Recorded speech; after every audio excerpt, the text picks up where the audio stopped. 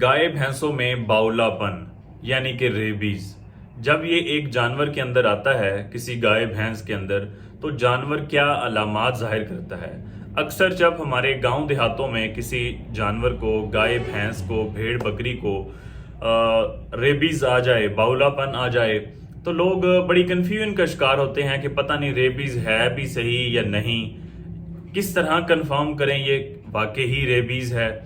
अब इसका करना क्या है, क्या इसका कोई इलाज मुमकिन है या नहीं, या इसको मार दें। इस तरह के रेबीज के हवाले से, बावलापन के हवाले से जितने भी सवाल पैदा होते हैं वो आज की वीडियो के अंदर आपके साथ शेयर करूंगा। अलामात जानवर क्या जाहिर करता है, एक जानवर से दूसरे जानवर में ये वायरस मुंतकिल किस तरह होता है, ये सारी चीजें आज की वीडियो के अंदर आपको बताऊंगा।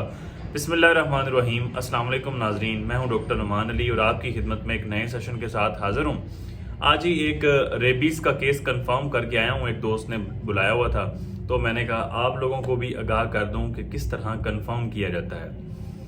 पहली बात है कि अब जानवर के अंदर अलामात क्या जाहिर होती हैं। जानवर आपके सामने खड़ा है, गाय है या भैंस है, मुसलसल अपनी आंखें खोल के रखेगा, जिस तरह अक्सर नर जानवर करते हैं कि गुस्से के अंदर इस तरह रहते हैं, आंखें खुली रहती हैं, अलर्ट रहता है जानवर, ठीक है, चुकन्ना रहता है हर वक्त कि कहीं उस पर कोई हमला होने वाला है तो जानवर चुकन्ना हो गया। इस तरह ये एक अलामत है जो बावलापन के अंदर गाय या भैंसें शो करती हैं। जानवर मुसलसल गुस्से के अंदर रहता है, कान जानवर के खड़े रहते हैं, अलर्ट रहता है और मुसलसल चिल्लाएगा। जिस तरह गाय या भैंस हीट के अंदर आती है तो बोलती है, लेकिन जब रेबीज होगी, बावलापन होगा, तब उसी तरह चलाएगी लेकिन आवाज थोड़ी तब्दील होगी, ठीक है, गर गर की आवाज के अंदर शामिल होगी। दूसरी अलामत जो जाहिर करता है वो ये है कि ना जानवर खा सकेगा ना ही जानवर पी सकेगा। इस जानवर निगल नहीं सकता असल में, इस वजह से जानवर ना पानी पीता है और ना ही जानवर चारा खाता है।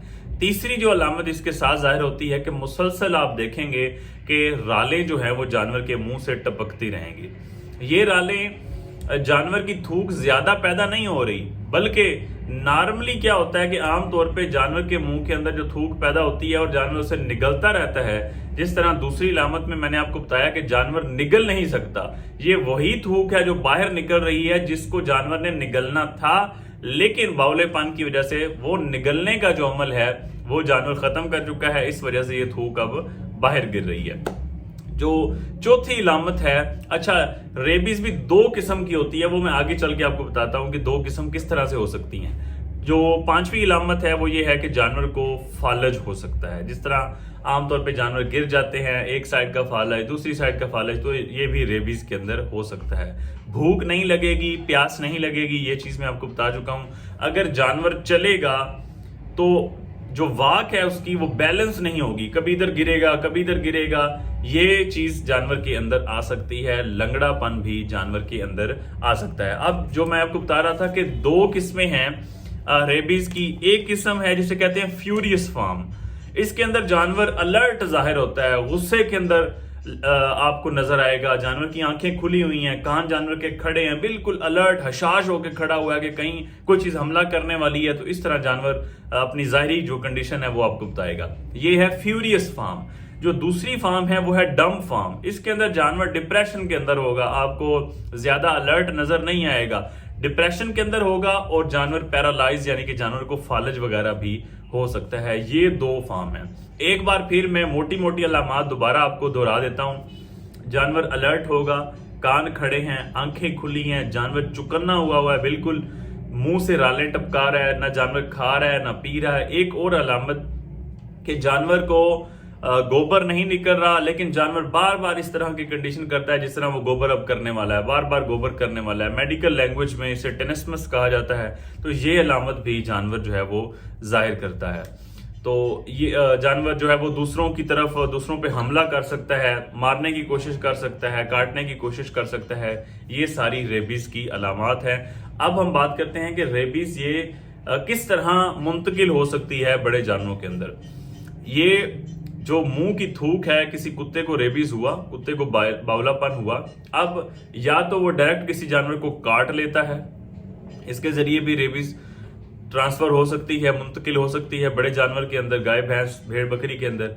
दूसरे नंबर पे अगर इसके मुंह का, कुत्ते के मुंह का जो थूक है, सलाइवा है, ये किसी तरह भी अगर एक बर्तन में फॉर एग्जांपल उसने पानी पी लिया, कुत्ते को बौलापन था, उसकी थूक जो है वो बर्तन के अंदर शामिल हो गई, वहीं से गाय भैंस पानी पी लेती है, तो इसकी मदद से भी जो रेबीज का, बाउलापन का वायरस है वो दूसरे जानवर के अंदर मुंतकिल हो सकता है। काटने के साथ, मुंह की थूक के साथ, अगर ये मुंह वाली थूक जो है डायरेक्ट जानवर के जिस्म के ऊपर भी लग जाती है, तब भी ये वायरस जो है वो ट्रांसफर हो सकता है। जो सबसे ज्यादा है मुस्तनद के, मतलब ज्यादा से ज्यादा ट्रांसफर होता है, वो काटने के जरिए होता है। अगर बड़े जानवर का कोई जख्म है, वहां पे बावले कुत्ते ने चाट लिया है, तब भी ये वायरस मुंतकिल हो जाता है। एक और बात कि ये वायरस जो है जब मुंतकिल हो जाता है, लोग कहते हैं कि इस तरह का तो हमारे जानवर को तो किसी ने काटा ही नहीं था, ठीक है, पता चलता है जी ये जानवर हमने फलां से खरीदा था, फलां से खरीदा था,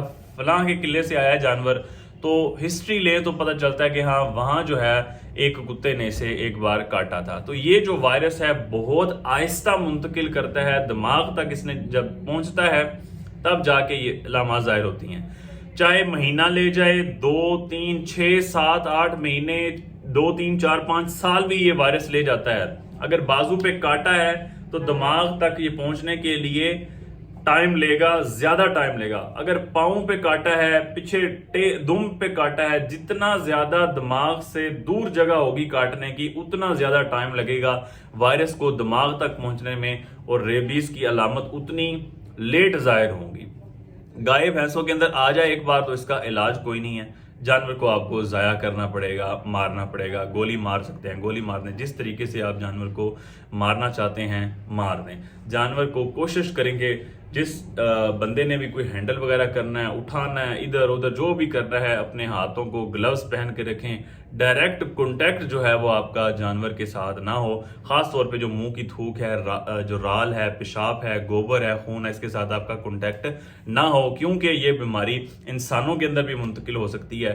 इसलिए जितनी एहतियात कर सकते हैं उतनी एहतियात ज्यादा जरूरी है। मार के बहुत ज्यादा गहरा जो है वो अपना गड्ढा खोद के उसके अंदर आप इसको डाल दें। कोशिश करें कि एक बार मिट्टी डालने के बाद ऊपर फिर चूने की भी एक तह लगा दें, उसके बाद आप मुकम्मल मिट्टी से दफन कर दें, ताकि दूसरे कुत्ते वगैरह जो जंगली दरिंदे हैं वो उनको खा के उन तक जो वायरस ना पहुंच सके। वही फिर जंगली दरिंदे आपके दूसरे जानवरों को नुकसान पहुंचा सकते हैं। इस वजह से ये एहतियात आपने लाजमी करनी है। उम्मीद करता हूं कि इस वीडियो से किसी भाई को फायदा होगा। इंफॉर्मेशन से भरपूर वीडियो शेयर लाजमी किया करें ताकि हमारा पैगाम ज्यादा से ज्यादा लोगों तक पहुंच सके। बहुत शुक्रिया।